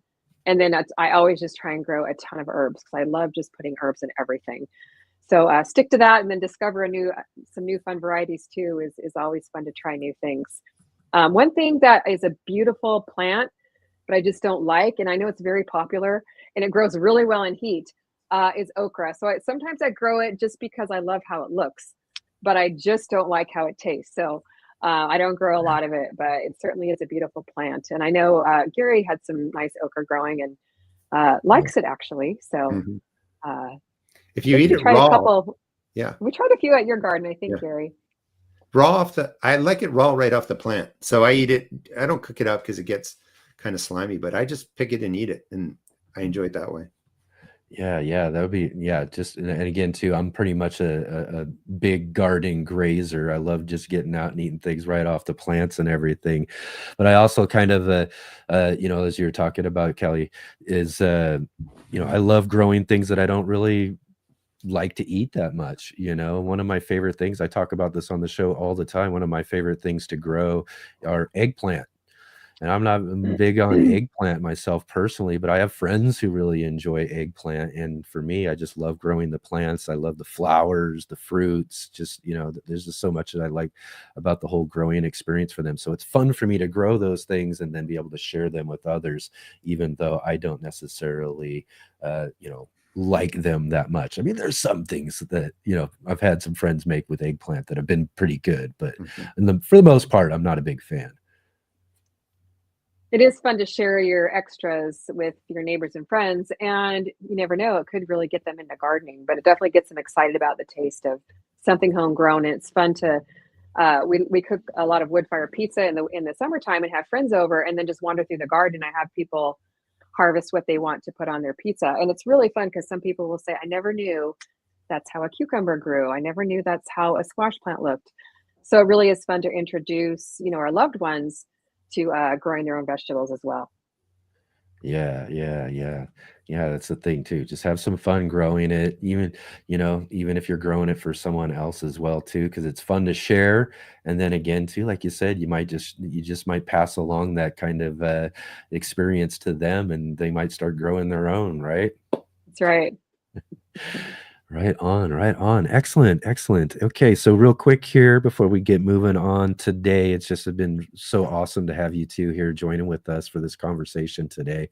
I really, really appreciate it. And I know you guys mentioned too, that's kind of maybe a little bit of the focus for you, Gary, coming up this next season for you and your channel. And then I know you said you got some courses as well, Kim, and all of that is kind of geared towards newer gardeners, which is great, and we want to have a lot of great information and good information out there for gardeners who are just getting started. Do you have any general advice or tips for newer gardeners as they're getting started with their new gardening experience, especially for those who are just jumping in again for this 2025 growing season?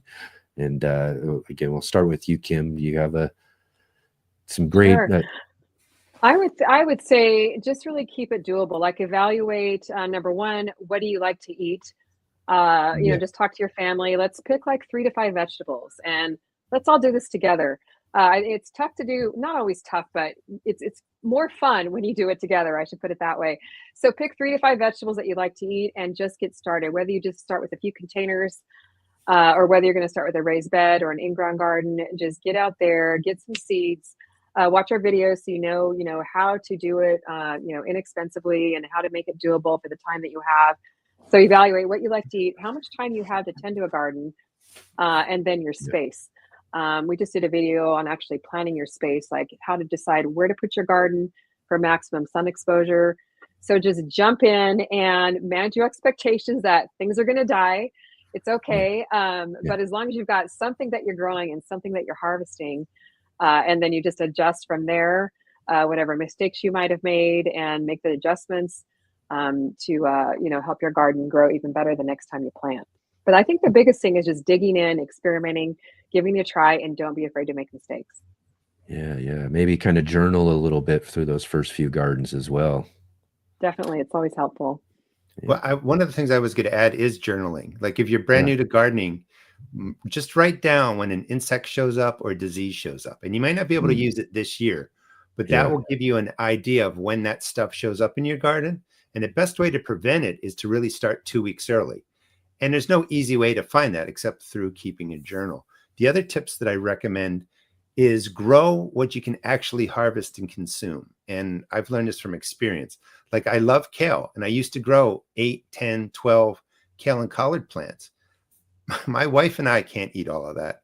I can't give it away quick enough. And all it did was become a buffet for that white psychotic butterfly that flies around laying eggs. It became a huge infestation of green worms.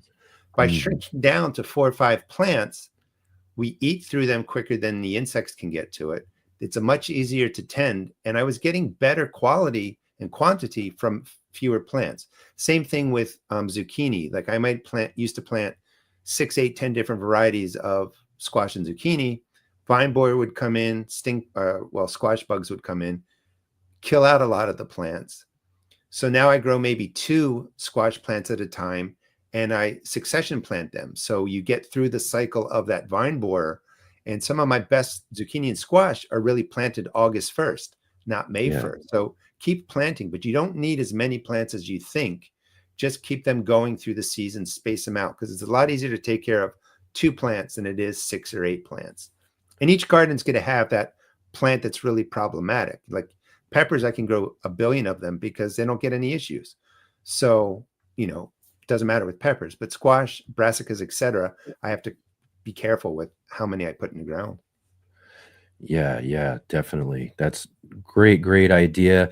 And also too, again, we're a live stream here on the show as well. And I know you two both do some live streams as well. I think, Kim, you do them pretty regularly, right? Every Monday, I think Mondays at noon, right? You do live streaming? We do. We're Mondays at noon Pacific time. And tomorrow it's called January Jumpstart. So how to jump into January and really set yourself up for success in your garden. Because no matter where you live, there's something you can do in the garden, whether it's indoors or outdoors or just preparing for the gardening season. So that's what the topic is tomorrow. And it's a very interactive live stream. So, I give a garden tip and then we take questions from the chat. So I'd really invite you all to join us over there. We have a lot of fun and there's always surprises or something interesting that's coming into live stream. You just never know. Tomorrow we're doing a giveaway too, a seed giveaway and a giveaway for my book. So yeah. So you definitely don't want to miss out on that for sure. Again, too, that'll be tomorrow at noon Pacific time, 3 p.m. Eastern. And I know you do some live streaming as well, Gary. Yeah, every second and fourth Thursday at 11 a.m. Eastern time, I do just a Q&A, garden Q&A. Not as well designed as your show. This is a great show. Mine is I just get on and we start right away. Whatever question you have, I try and answer it for you. And I do a light theme. Like the light theme is going to be, I think, starting herbs indoors. But it's really 30, 45 minutes for people to put any question out there, and I answer it the best that I can. And that's every second and fourth Thursday at 11 a.m. Excellent. Yeah. And again, too, I have fun with doing the show and all that sort of stuff so that I can get together with folks like yourselves who are just so knowledgeable about gardening. People like I said, I've learned from for many, many years and everything as well, too. So, I'll leave all of that just great, informative, jump right into it, gardening live streams to you guys who are, I consider more the experts in all of this sort of stuff and all of that. So I encourage everybody who's watching today, again, we've got links down below in the description to both of their channels where you can go and catch up with those live streams as well too. We have links to their books. They've got a couple of books. I'll just show everybody real quick here before we get moving on.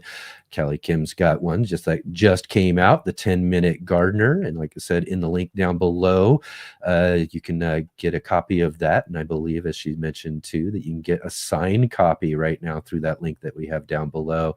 And Gary put out his latest book as well, just this last year, Growing an Edible Landscape, to which we have a link down below to where you can get yourself a copy of that book as well too. And I just want to thank you guys so much again. This has just been a really great conversation. I've been looking forward to this now for weeks since we set it up and everything. And it's just been so awesome again to be able to have you here and share all of your garden knowledge and garden journeys with us here on the show. Wonderful. Thanks so much for having us on. Appreciate it. I had a great time again. See you guys next time. Absolutely. Well, yeah, we'll definitely have to get you back on the show again for some more garden conversation. And yeah, all right. Hey, thank you so much. And we'll see you all real soon. Bye.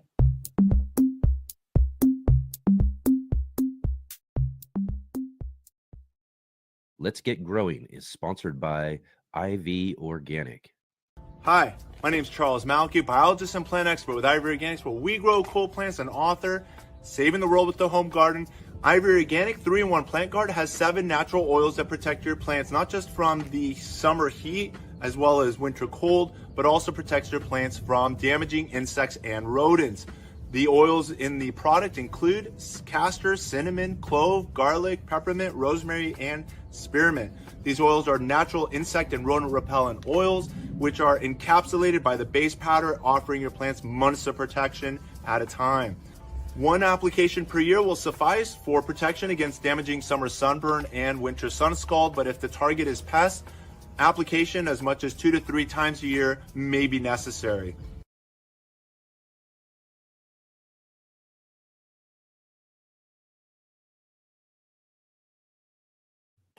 All right. Excellent show today. What a great start to our 2025 season here on the Let's Get Growing show with such awesome guests like Cali Kim and Gary Pilarchik from the Rusted Garden. And like I said, too, we have links down below to their channels. And if you can, definitely go over there and, leave them a comment. Go to one of their more recent videos, or even better, if you're really, again, like most people here who are already in the chat, you really like, these live streams and our garden live streams that we do. Go check out one of their live streams. As I mentioned, Cali Kim's tomorrow at noon. You can go check out her live stream tomorrow and let them know that you saw her today on our show. Let her know you saw her on the Let's Get Growing show. And same with Gary as well too. You can go and check out his live streams that he does as well on his channel. And again, I know, put that up here. Yeah, exactly. I wanted to make sure I got that time right too. Jay put that up there. His live stream Q&A is the 2nd and 4th Thursdays at 11 a.m. Eastern time. So you can go and check that out as well too. And let him know that you saw him here on the Let's Get Growing show. And Dusty, this is thank you to them. Absolutely. DLR as well. Thanks to Gary and Kim. Just awesome guests, just like we have here each and every Saturday and Sunday here on the show. We've got just amazing guests that we've got lined up coming up for our show throughout this year, just like Cali Kim and Gary Pilarchik today. Bevan Cohen we had on yesterday's show as well too. You definitely want to check that out. Yesterday's show, we had a really great conversation with, like I said, Bevan Cohen, author. He's just putting out a new book that's coming out in March. You want to go check out that show. In that show description as well too, there's a link to get his book that's coming out. And he's got some special giveaways that he's given away with that pre-order of that book. And also we got to meet Pearson Wilhite yesterday too. Just a great conversation with him. I just been really enjoying the content that he's been putting out this last year, and really growing. I love seeing some of these new garden folks getting and jumping in creating new videos and content for all of us gardeners out there. And Pearson puts out some really great stuff as well too. So yeah, and again, as I've mentioned, we're like I said, we're here every Saturday and Sunday at 11 a.m. Pacific Standard Time, 2 p.m. Eastern. And coming up this next Saturday for the show, this is really amazing. I can't believe this. I was during the holiday break kind of making a master list of all of our shows that we've had so far, so I can kind of so I can get myself just a little bit more better organized around here. But I was putting together a master list, and what I noticed when I was doing all of that, and it was just so how it turned out to be. But this next Saturday will end up being our 100th Let's Get Growing show, our 100th show already. That's just completely amazing. I can't believe it. And really, we're all here doing all of this because of the amazing guests that we get here each and every week, and because of all of you. All of you are the real reason why we're here on the Let's Get Growing show. And I appreciate each and every one of you who show up here every single weekend. Like I said, every Saturday and Sunday. And you guys in your conversation during our show, just amazing how you're all so helpful to each other. It creates a great conversation. In fact, during our little break that we had during the holiday, I did put up our show just so that everybody could just join in the chat. And I noticed that, several of you, still showed up even when we didn't have a show and I wasn't even around. But you still got together and had such a great conversations going on. So, again, all of you who helped make this Let's Get Growing in the Urban Gardener community so special, I just really, really appreciate that. And I'm just looking forward to all that we're going to get growing on here on the Let's Get Growing show throughout this next year for sure. And also some of our videos and everything, as I'm trying to get those back together and up for you as we moving on towards our growing season. You'll start to see more videos popping up on the channel, and I'm going to try to work just a little bit more on our community page as well as we're moving through this 2025 growing season. But like I said, next Saturday is going to be our 100th show. So I invited back our very first guest on the show. Next Saturday, we're going to have Wendy Fan from wendyland.com joining with us. She's such a good friend of mine who's been, so supportive of our channel and everything that we do. I've got to go visit Wendy. I see her every year at the National Heirloom Exposition. And again, such a huge supporter of the Urban Gardener channel and the Let's Get Growing show. So it's going to be really fun to connect with Wendy this next Saturday for our 100th show. So that's really exciting. I can't wait for that. And then again, like I said, we're going to continue on throughout this year with a lot more amazing guests, a lot more great conversations, whether it's our Saturday show and our Are You Following Me guest, or our feature guest that we have there, or some of the things that we do here on the Sunday edition of the show. Sunday edition kind of changes up a little bit from week to week, kind of depending what's going on. One of the fun things that we've been doing over the last 2024 growing season for Let's Get Growing was every second Sunday of the month, we get together with our good friend Scott Wilson, Master Gardener Scott Wilson from the Gardener Scott channel. He joins with us and will be joining with us throughout the 2025 growing season as well on our second Sunday of the month to answer all of your gardening questions. So if there was any questions that you had, I saw a couple popping up there as we were finishing up our conversation with Cali Kim and Gary Pilarchik there too. So if there's any questions that we weren't able to answer for you today, definitely join with us this next Sunday to get those garden questions answered with our good friend Gardener Scott. And again, throughout the year on the second Sunday of the month, we'll try to get him for most Sundays. There are some that don't work out sometimes, but for the most part, we had him for most of the gardening season last year. So that was really great. And another thing that we do as well too, every third Sunday of the month, is we do our monthly gardening book club. We've got a really great book that we're featuring this month.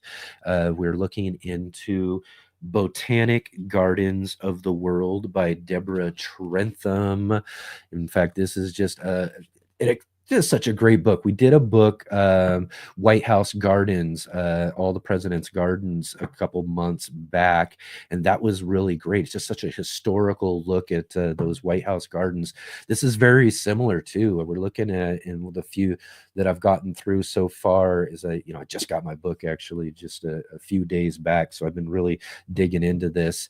But some of these first ones I've been reading about are, I mean, really like ancient gardens. They're botanical gardens, which are just great university teaching garden spaces and all of that. But some of these universities were started back in the 1200s, and some of these botanical gardens go back to the early 1500s. Just amazing. And so it's a kind of a trip around the world, looking at, I think, about 40 or 50 of some of the best and oldest botanical gardens in the world. So again, we're featuring this book this month, and we'll have Deborah Trentham. This one's the great things about our live book club is we get to have the authors here with us, with me and my co-host Mark Boucher-Colbert, who you saw at the beginning of the show in our In the Garden segment. He'll be here with us live to talk in the garden and co-host our monthly garden book club. And I believe that's going to be the 19th of January. So that's Sunday, the 19th of January. We'll get together with Mark with us live and talk with author Deborah Trentham and talk all about all these different amazing botanical gardens all around the world. So like I said, lots and lots of great things to look forward to. Plenty more gardening roundtables as we're working on setting some of those up here. We'll have our friend Christopher Bransdahl coming and joining with us here too as well. I think I'm not sure if Kang's going to be able to make it for this next one or not, but we'll get someone. We'll have a fun gardening roundtable coming up towards the end of the month as well too. And like I said, lots and lots of great things growing on, and yeah, like I said, thank you all so much too. I did notice something here Serena was mentioning just a little bit ago too. Well, just a little happy birthday out to Serena. She says hers and Dave from Bowtie Life in the Garden and their birthdays last Sunday, December 29th. So a nice huge birthday shout out to you two. Happy birthday and happy new year and all of that as well too. So that's great to hear. And let's see here. I want to make sure. I want to see if we're not missing out before we head out here. I got to try to remember that a little bit too here. And get in and make sure we're seeing a read. I saw Tony as well was in the conversation with us. Man, thank you so much, Tony, for jumping in and joining in with the conversation here during our show. So great to see you here. And let's see here. And Garden State Gardener jumping in there as well too. Everyone here is what makes this so special. Absolutely. That's again, like I was saying, you guys are what make this so special. It's one thing to do these live streams and to be able to bring these really amazing guests like we get here on the Let's Get Growing show for all of you. But they wouldn't be as fun if it wasn't for all of you who jump into the garden chat and participate with these live streams. And I just can't thank you all enough, for what you do in making this show so special. Riverdale Gardens, great show today. Always great show for sure. Excellent. Thank you so much. I see John Jude was jumping in there as well too. He's joining us from Ohio. Thanks for joining with us today, John. I hope you enjoyed our conversations today with our great guests, Cali Kim and Gary Pilarchik. Alicia says, happy 100th. Congrats. Yeah, I'm really excited. That was a really kind of a fun surprise was to see that we are hitting our 100th show. We've got, again, too, for all of you, too, who are newer to the show as well, we've had some amazing, great guests. And, maybe one of those guests is one of your favorite gardeners. I mean, we've had some great ones. Like, this last year, we got to talk to Mark Valencia from Self-Sufficient Me was on the show. Nate Murray from Garden Like a Viking joins with us.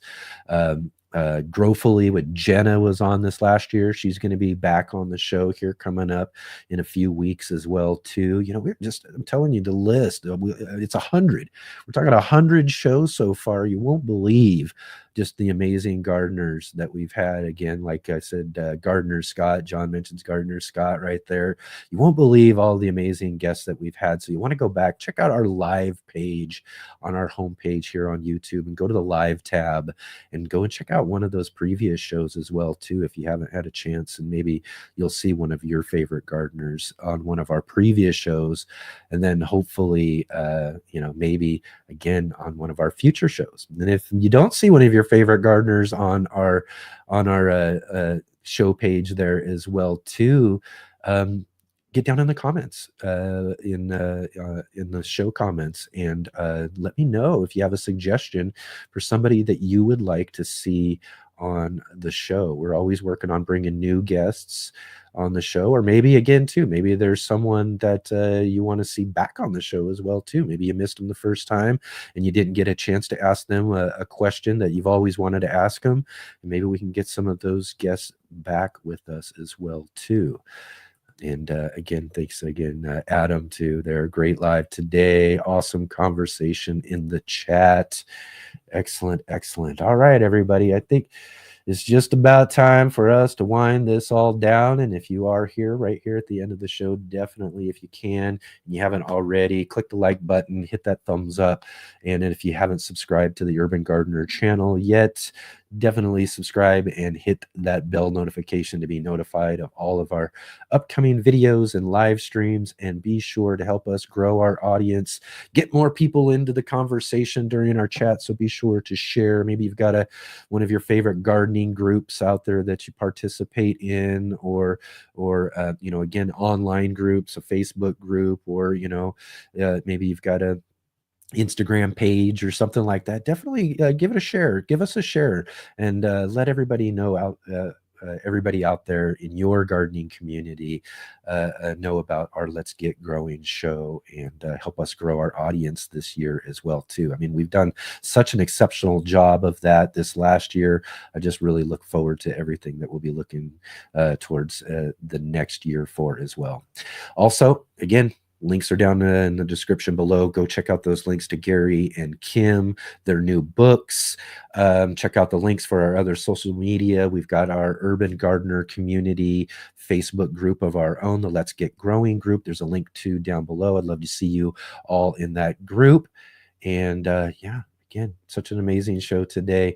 Thank you all so much for spending your time with me and our great guests today and each other. And we'll see all of you for our 100th show next Saturday.